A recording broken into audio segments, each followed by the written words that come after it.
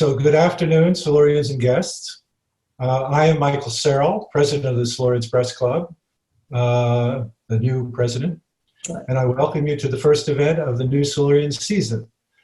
Let me start by welcoming our special guest, John Dienst, investigative reporter for WNBC News, who is the winner of our Kihss Award, which goes to a journalist with a reputation for mentoring his or her younger colleagues. And Rachel Sherman, one of those younger colleagues and the winner of our Dugan Prize, who will graduate in December with high honors from the CUNY Graduate Journalism School. We start with the Dugan Prize, which goes to the CUNY journalism student who the faculty there believes best exemplifies the work of Dennis Dugan, popular Newsday reporter and columnist who chronicled the lives of everyday New Yorkers for 4 decades. The winner is Rachel Sherman, who we've already met. She came to journalism inspired by what she saw as a development worker in the country of Rwanda.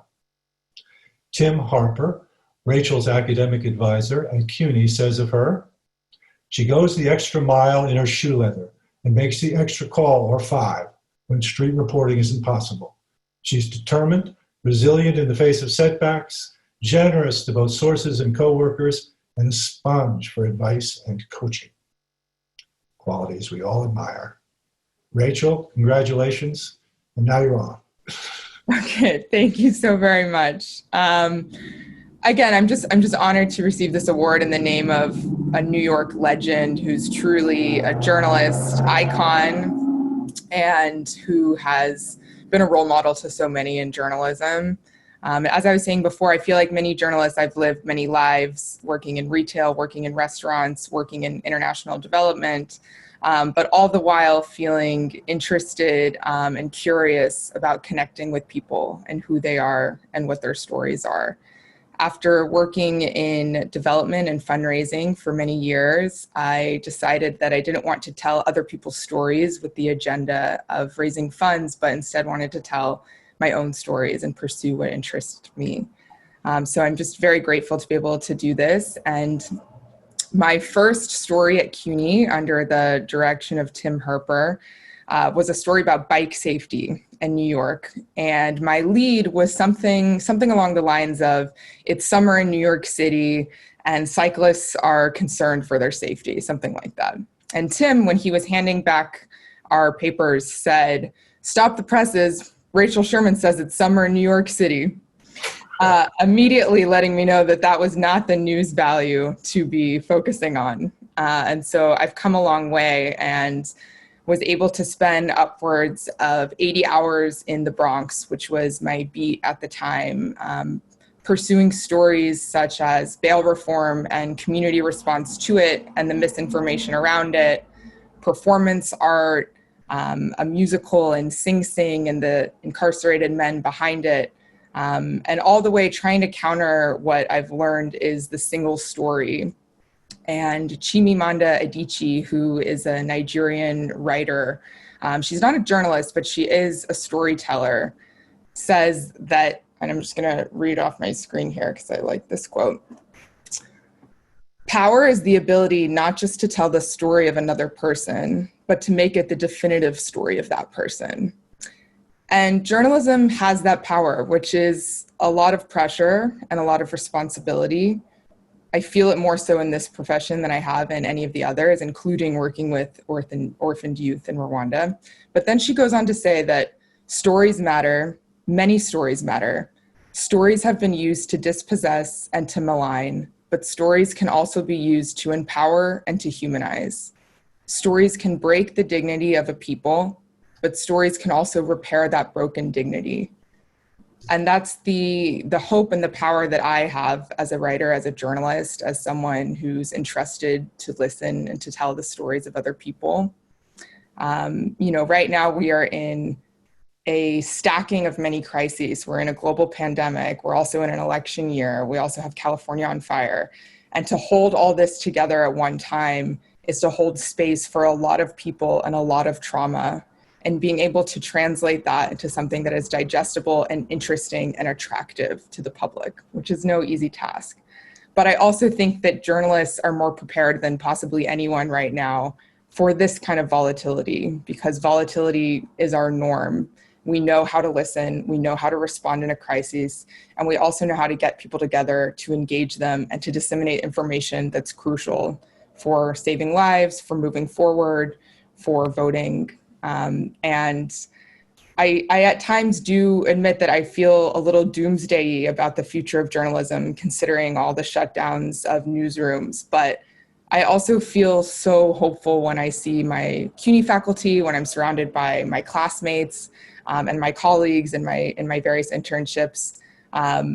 Just knowing how much people care and seeing the way that people still move forward and continue to do this day in and day out gives me hope that, you know, we're going to be okay and we're going to be in it for the long run, and we're still going to do what we do best, which is to report and to write it out.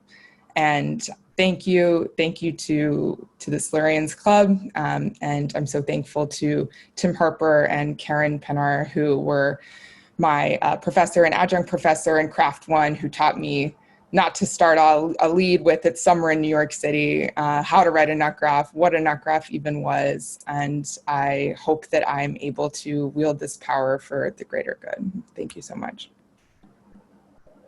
Thank you very much, Rachel. Our next award winner is Jonathan Dienst, a longtime WNBC TV reporter and head of an investigative team whose coverage includes terrorism, political corruption, corporate scandals, and crime. He also files for The Today Show, NBC Nightly News, MSNBC, and CNBC, and has appeared on Dateline. The plaque we are going to send him will read, "In recognition of your distinguished career as a broadcast journalist and for nurturing young journalists to follow in your footsteps in the tradition of Peter Kihss." To introduce John further, here's Alan Frank, a former Silurian president who also had a long career as an investigative television reporter. Alan? Thank you very much for the honor and pleasure of introducing this year's winner of the Peter Kihss Award, Jonathan Dienst of WNBC and NBC News. Jonathan, I am happy to say, is almost old enough to become a Silurian. He has now been a reporter, first in print, but mostly as a broadcaster for nearly 30 years, with nearly the last 2 decades at WNBC. Although he was 21 years behind me, we share 2 alma maters, Colgate University and the Columbia University Graduate School of Journalism. While at Colgate, Jonathan interned for 2 summers with Bob O'Brien at Fox 5 in New York. After Columbia, he started his career in print at Newsday before moving to the Suburbanite in New Jersey, his home state. His first professional byline as a grad student at Columbia was in the New York Post. He is now the lead investigative reporter for WNBC and has broken dozens of stories, particularly on the terrorism beat for Channel 4 and the NBC network. More recently, he's done some great reporting on ballot fraud in Paterson, New Jersey, a town he knows well, after catching the mayor there a few years ago using city workers to work on his home and business while earning taxpayer-funded overtime. Before I go on about Jonathan's virtues that qualify him to be the 30th winner of the Kihss Award, I want to talk a little bit about Peter Kihss. As Robert McFadden wrote so eloquently in his 1984 obituary about his fellow Timesman, Peter Kihss was, quote, by nearly every standard of American journalism, an ideal reporter, thorough, fast, tenacious, and objective, with an encyclopedic memory, voluminous contacts, and the ability to write with speed, grace, and a towering calm against deadline. The superb journalistic abilities of both McFadden, a Silurian, and in 1987, the second winner of the Kihss Award, also fit Jonathan Dienst. But what was missing in that description was the main reason the Silurians established this award in 1986. In the opinion of his peers, or their peers, I should say, the winners of this award embody the selflessness and willingness to help journalists, especially young ones, that so epitomized Peter Kihss. He was never too busy when someone needed a guiding light, the right word, the contact to call. Longtime Silurian Herb Haddad was a spokesman in the U.S. Attorney's Office when he met Jonathan, a man he describes as a superlative professional seeking guidance and information, who was always on target, polite, and even grateful. I know Jonathan has long given advice to Colgate students and many others about how to be a journalist. He's given many seminars with law enforcement officers about the importance of the public's right to know. He's been a mainstay of the WNBC intern program, even helping him get paid finally, and has aided many young reporters, producers, photographers, and bailed out many an assignment editor. One of his bosses at the NBC network, Richard Greenberg, the head of the investigative unit, told me that Jonathan is one of the most collegial, selfless correspondents he's ever worked with. A reporter who shares the glory, helps his colleagues, and never looks to hog the spotlight. In short, Greenberg says, he's a match. Now the moment for the spotlight is on Jonathan. Congratulations. Thank you, Alan, for that kind introduction.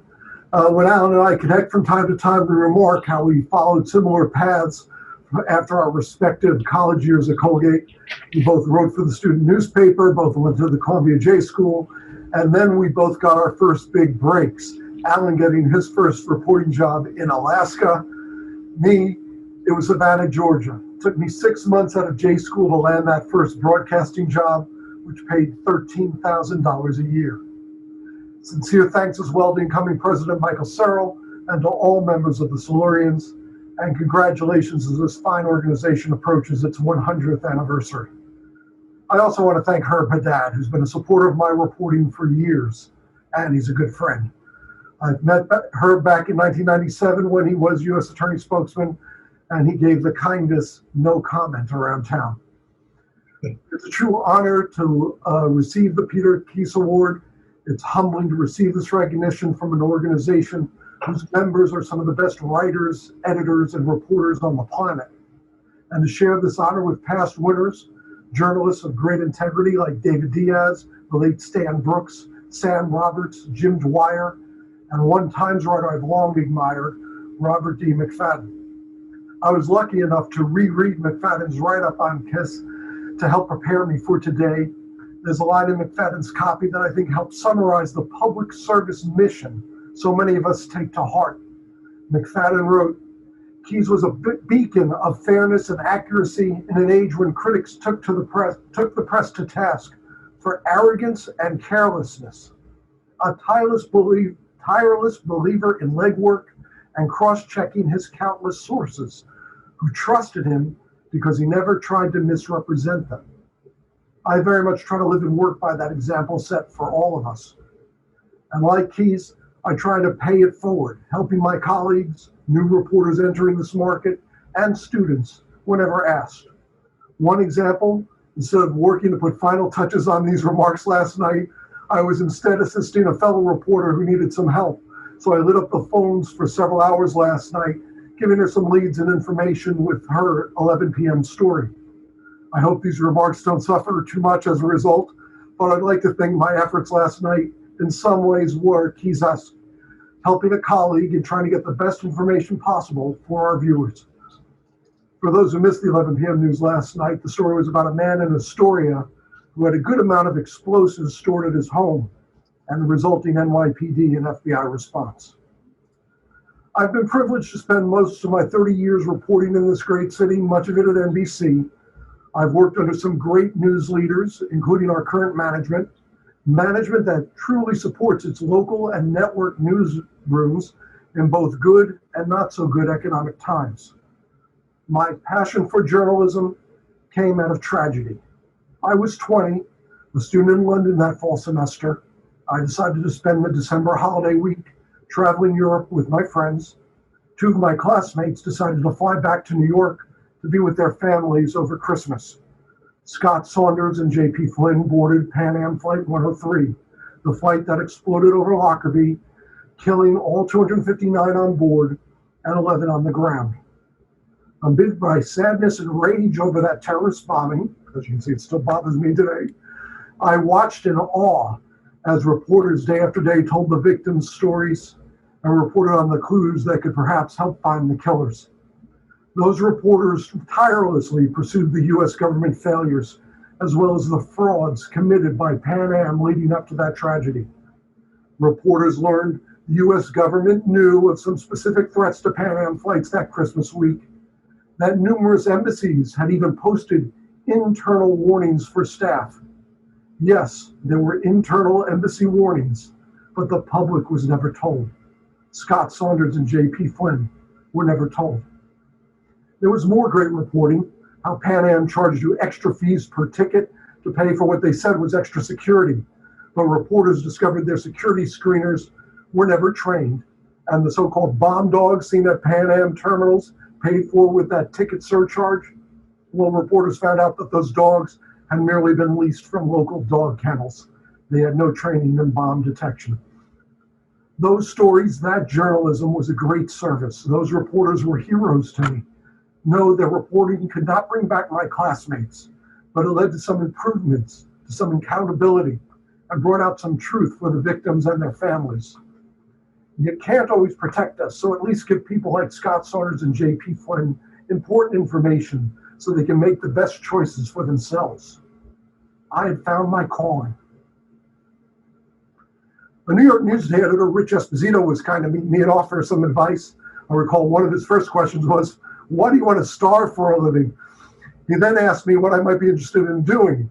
I told him I was thinking of ultimately seeking a job as a reporter in television news. He thundered, "Television?" in disgust, and he literally threw me out of the newspaper offices. I was shocked, but it served a great lesson. Always try to know your audience. I was later granted a follow-up call, and Rich and I have remained friends ever since. He's a brilliant newsman and writer. Later, he himself went to the dark side, working television news at NBC and ABC. Back then, Rich advised I go write for my school paper, my town paper, get experience covering council meetings and cops. That year, there was the shocking police shooting in the back of a black teenager, Philip Parnell. Even then, my hometown was roiled by competing protests and raw emotion.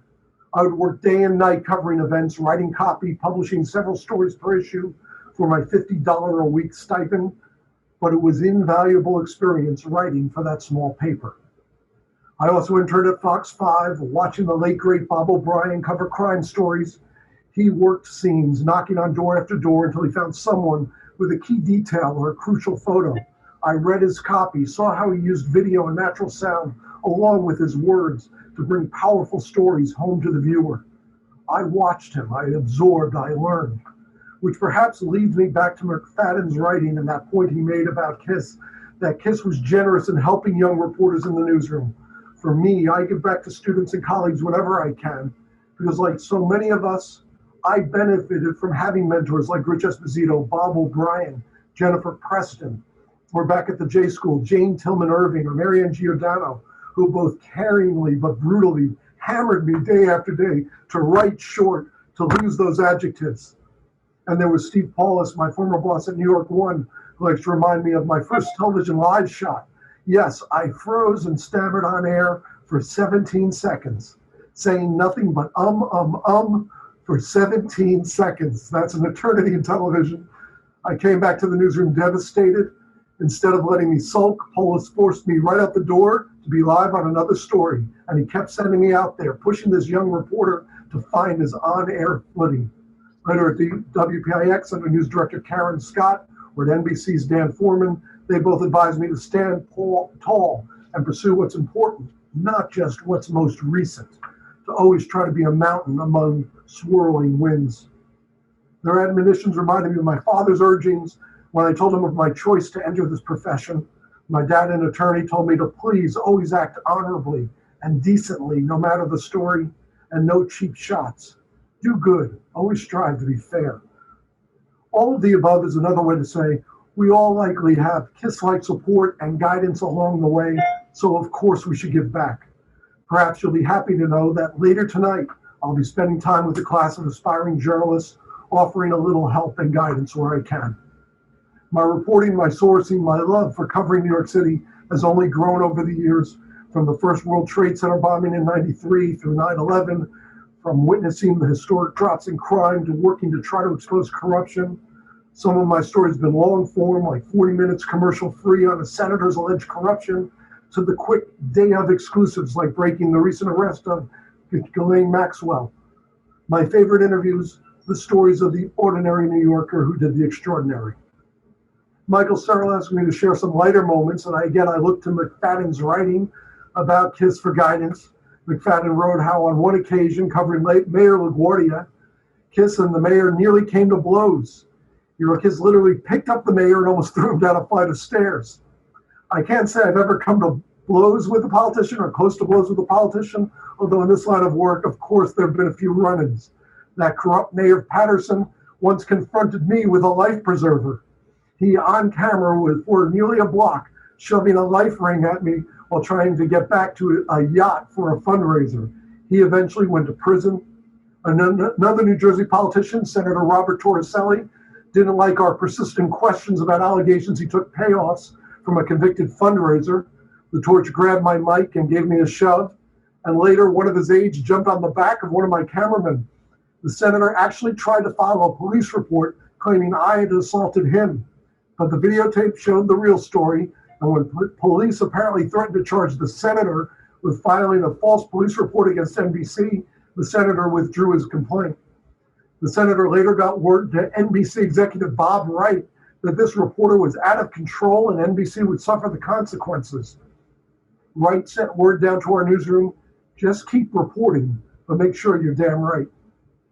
Former NYPD Commissioner Bernie Kerrick's apparent words and nicknames for me and my NBC colleagues can't be repeated here.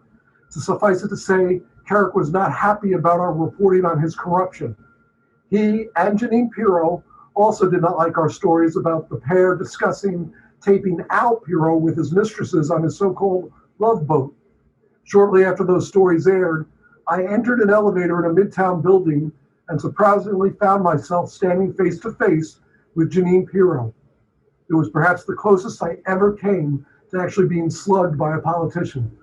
I quickly stepped out of the elevator saying, I'll take the next one. On a serious note, to do the kind of important stories outlined above, whether exposing corruption, reporting on terror plots, or on controversial police shootings, it takes strong corporate and newsroom management willing to back the reporters and their mission. Again, under today's leadership at NBC, our local and network news staffers are extremely fortunate to have current owners and management who are willing to invest in and stand by original investigative reporting. And our viewers and communities are better served as a result. I, again, am deeply honored to accept today's award, but I think all of us gathered here today know great storytelling is often a team effort, and it has been a privilege for me to work in this city with so many mentors and colleagues who have Kihss-like qualities. Thank you very much again.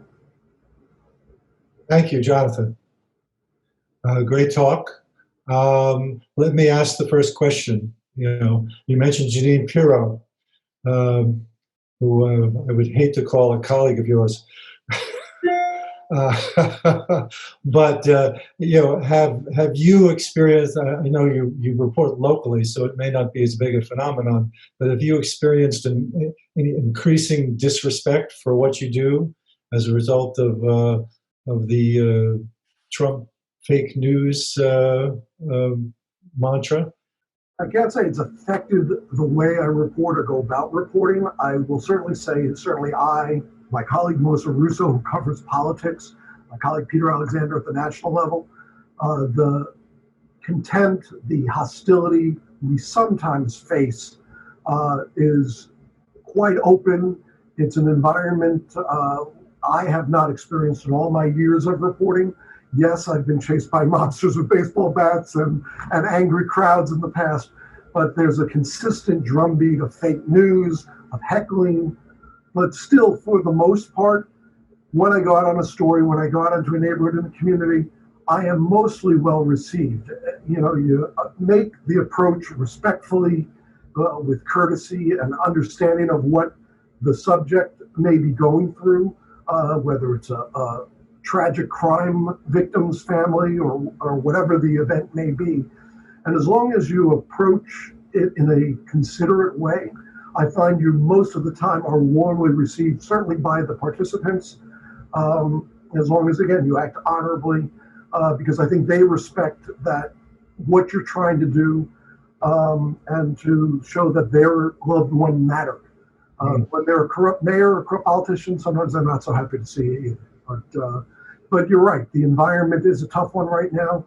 And, different from the type of reporting I do, the opinion that is out there that is fueling some of this tenor, whether it's from the left, whether it's from the right, certainly is a contributing factor. I try to avoid it and try to just the facts, ma'am, and follow the story and seek out the best version of truth that we can get at in the time that we have. Rachel, do you have a question for John? Have you ever experienced any sort of like animosity at that level of intimacy, just for your profession and your reporting before? There are numerous times that people are not happy to see you. It's the nature of the story. And I guess in return, the advice that I would say as an aspiring journalist or as a journalist, starting out, have a thick skin and be persistent. Water through rocks and don't take no for the answer. People in my newsroom are sometimes shocked and amazed at, how'd you get that information? How'd you do it? Well, they don't realize that I was hung up on 99 times prior getting that information. So it's really persistence. It is, it is a lifestyle. It is not a job. It is 24/7. I live with the phone next to me. So just be water through rocks. Just keep pushing, keep pushing. It is extremely tough, whether it's job seeking or going for that, story or that interview. You just got to keep pressing, but always try to do it in a respectful, professional manner. I love that. Thank you. Water through rocks. Jonathan, what's your assessment of the future of investigative reporting, broadcast and print? I am in some ways thrilled when I see the work of the Wall Street Journal, the New York Times, the Washington Post, the great national newspapers, what they are doing.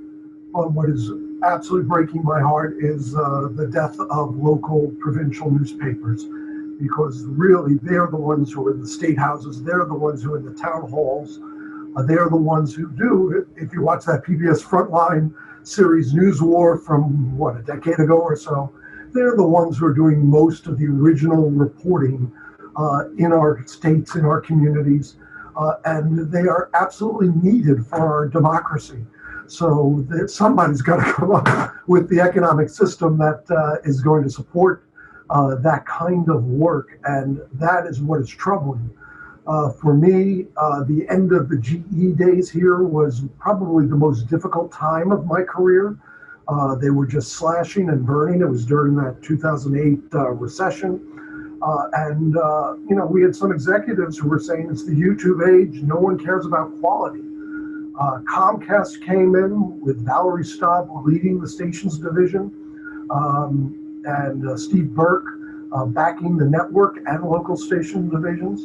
And they reinvested mightily into these newsrooms and started investigation units in every station. And they basically went against the trend and they invested, and it was a success. The ratings went up. They're making more money as a result. Quality journalism lives. Even in this very difficult time, which is an extremely difficult economic time, they are standing firm and backing their newsrooms and backing our units. Yes, there's some minor cost cutting, but in the scheme of things, having corporate support after living through some bad days and good days, having that great management and great leaders who support the newsrooms is really critical in this time. One of our members asks whether in this time of both COVID and public corruption, whether you're getting more anonymous tips. And do you pursue stories on your own, the person asks, or are you assigned by your superiors to investigate? The great thing is about our investigative unit here at WNBC is the 5 reporters who work here are pretty much independent to dig, to find, and we have producers who assist us. Granted, there's always the day of air politics that Melissa has to deal with, or the local breaking major crime event that I will have to insert myself into. But we are given great liberty to seek out and pursue stories. We have tip lines, we get lots of calls, and it's always amazing how when you do that first story, and it may not seem that huge a story at the time, but it's peeling back the layers of the onions, and one story leads to more tips, and it just sort of grows and takes on a life of its own. In Paterson, New Jersey, we just received a call about some corruption in the DPW department, and that eventually led to City Hall, the mayor, lots of money being stolen from taxpayers, corruption on the voting front. It led to other towns in North Jersey. Dirty Jersey, the gift that keeps giving. But it's a little bit of both. You know, we are inherently, dependent on our viewers and tipsters to give us some leads. A lot of it, we have some producers who are brilliant at data mining and Nexus Lexus and searching through court documents. So I find my strength really is the people relationship. You cannot get to know reporters, as you veterans who are with us know. You can't get to know your sources when you're standing at the burning crater. You have to know them in advance and develop that trust over years and years of work, and try to bridge those relationships in all avenues, whether it's on the law enforcement side, the defense attorney side, the community activist side. You just try to get to know everybody from the high to the low and everything in between. Because you never know where the next great story is going to come from. How would you assess the local reporting, New York reporting on Donald Trump over the years? And how much did the fawning reporters contribute to this success?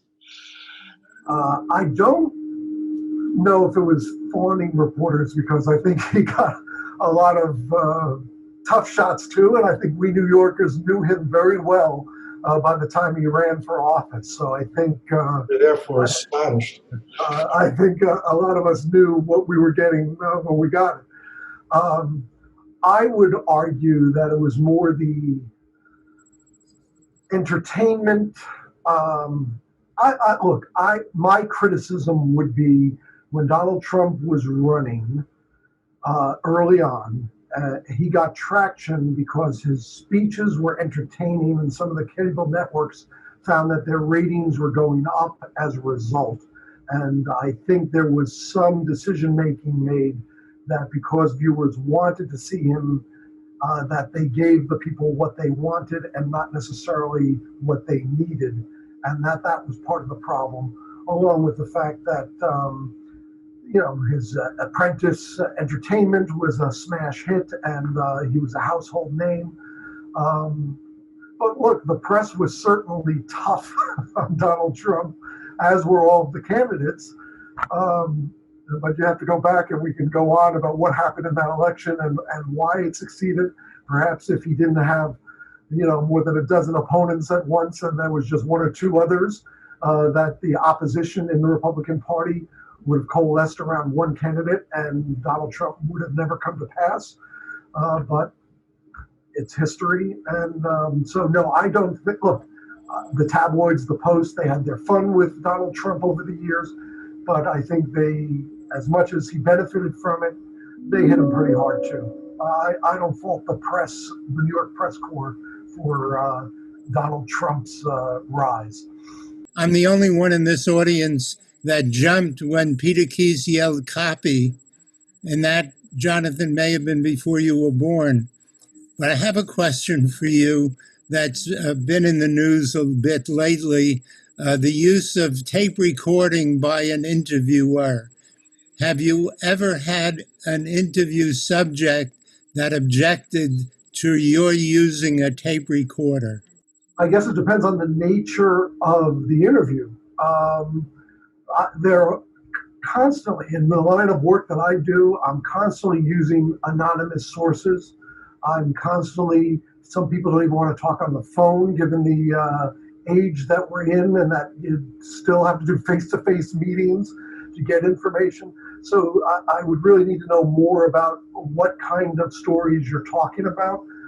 Is it the law enforcement tip? Is it the concerned public works worker who sort of led us down the path to corruption in Paterson City Hall? Of course that person didn't want to be interviewed, but did we use that person as a source? Sure we did. People are critical of anonymous sources, and I do believe we should be careful with their use. But when we know who they are and the merit behind the information that they're providing, and if it's important information that the public needs to know, I do use them, and I'm happy to use them. And I think there's a strong defense for using them. I have seen retaliation against people who have spoken to the press. We did a story about alleged corruption in North Bergen in the housing authority, how certain minority families were being passed over for public housing, even though they were on the list. Instead, housing went to friends of the mayor in that town, was the allegation. And they went in and they did not go after those who were doing the alleged misdeeds. They went after the people they thought were the whistleblowers. And 4 people were fired and lost their jobs, 2 of whom had nothing to do with speaking to NBC, and they just got the wrong leakers, if you will. So there is a reason not to record and not to tape people. But again, I want to know more about what your question would be about taping an interview subject. Well, Jonathan, just to follow up on that, as a result of Trump's calling us enemies of the people, have you found people less likely or unwilling to be sources who ordinarily would have been? I wouldn't find it as a result of the Trump situation. I would say certainly in law enforcement circles, we have seen, you go back to the Holder Justice Department and this current Justice Department, the leak investigations and the way they are turning certain offices upside down for non-national security leaks, needless to say others, I would find a bit disturbing, and were attempts to restrict the flow of information from the government to the press, to the public. So at least sitting in the chair I sit in, it's that type of crackdown on information that I find a little more disturbing than any rhetoric that the president throws. Perhaps I need to sit in the chair I sit in, take him more seriously by what he does, but I just sort of disregard, oh, that's Trump being Trump again. Granted, the reaction and his supporters, you know, it stirs up certainly some hostility, and certainly you see at those rallies the way the press suffers verbal abuse and has some objects thrown at them. He certainly has an impact that way, but I haven't found, because of that specific leadership, that there's been a reduction in information being shared with us. I think actually, if you look at this Trump White House, the leaks have been extraordinary. If you look at the reporting the Washington Post and New York Times has done over the last 3.5 years or so. You investigate actual conspiracies. What's your reaction to all of the conspiracy theories that are circulating, on social media and Facebook? And does that have any impact on you? It's crazy. I mean, the QAnon stories. We had a debate just last week about some of the rumors, and I think one of the postings that literally has gotten traction is that as a candidate or as a politician, Hillary Clinton ate a baby or something ridiculous out there, and just all kinds of stuff that is literally being fed on these sites to the public. And we were discussing, do you do stories to show how ludicrous and how ludicrous that information is, or by doing the story, are you adding fuel and giving them exposure where it's not warranted? And we're still talking about it.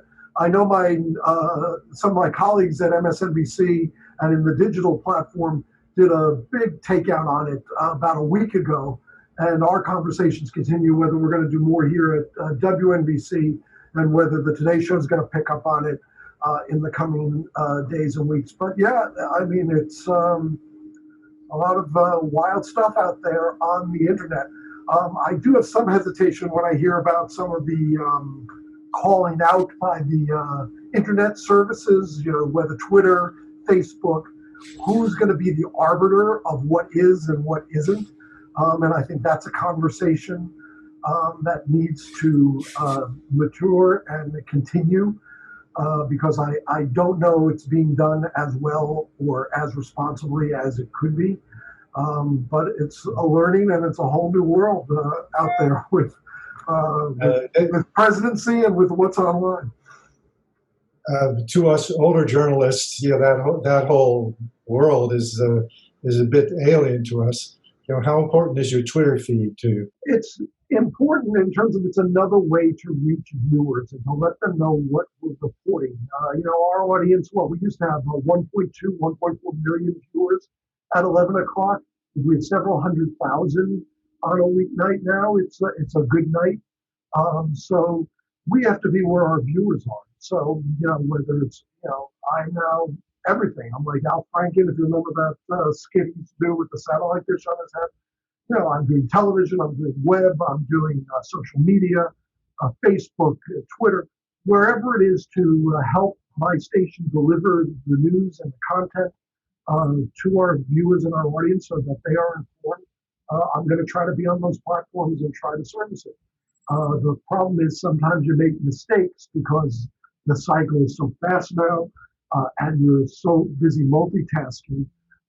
That's where the mistakes, at least with the straight news, not the opinion journalism, but with the straight news reporters, that's where, how, and why mistakes most often happen. And you just need really good editors also to give a careful eye and take a good look before we post and broadcast. And I say we really get into the church and the right row. And sometimes we miss the pew, but it's the first draft of history, and the viewer goes along and understands we're going to change and update, and that stories are constantly changing and developing as time goes on. But we are in this wild news cycle now. It's every minute. Let me ask Rachel, what are they teaching you at CUNY Graduate School of Journalism on, how multitask do you have to learn to be? One-man show, one-woman show. They really encourage us to learn it all, to be multimedia. And I struggle with this, especially coming in. I consider my primary medium to be print. I consider myself more of a writer. Any of my classmates can tell you I cried my way through learning how to video edit. But that, I've heard from a lot of, veteran journalists too, this same sort of sentiment of, long gone are the days where they're going to send the print reporter and the photographer, and the videographer. You got to do it all yourself. And then just to touch on what you mentioned earlier about countering sort of conspiracy theories and fake news, I try not to say fake news because it encourages, I feel like this rhetoric of the fact that news can be fake and either it's news or it's not news. And people are being duped or they're not. But in general, I think that trying to challenge people on that and especially being in J school where even the smallest of stories goes through the most rigorous process of editing certainly opened my eyes to how much fact checking goes into reporting and trying to, with compassion, say that to anyone who's challenging that. And then also trying to push back to say, please give me an example. Give me a specific example of fake news that you've seen by a mainstream outlet. And most of the time people flounder and they don't necessarily have the concrete examples to show for it. Well, in fact, fact-checking has become a whole subcategory of journalism these days. How many lies are we up to with the Washington Post and Trump? Yeah, but I also think it's very healthy that we have this Twitter and internet fact checkers on us. If we make a mistake, I always appreciate when I get called out by a viewer and say, you messed up. There was, 5 people, not 4. And we will run the correction. We will update our website. It is more interactive with our viewers. And I think that I have no problem being critiqued. I welcome it. It only makes our reporters reporting stronger, and be an open book and be transparent in how and why and we went about getting that information and putting that story on the air. So yes, we have every story here is written, but again, our web team is 4 or 5 people, and they're 24 hours a day, constantly trying to write and update stories as reporters are feeding information in. mistakes are going to happen. It does. But, as long as you're honest and straightforward about it and correct them, you're doing your job.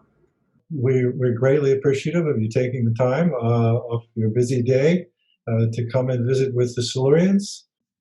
Thank you very much. Thank you, Rachel, and congratulations to both of you. Thank you so much. It's really been an honor and a privilege, and congratulations to Rachel as well, and good luck. And reach out if I can be of any help. Oh, thank you. I appreciate it. And yeah, I think you just earned yourself a job interview there. Okay, great. She's very impressive. I think we'd be lucky to have her. Oh, thank you. Okay. All right, everyone. Thank you for attending this first Zoom Silurians meeting. And we'll see you next month. We have an October meeting on the 21st. And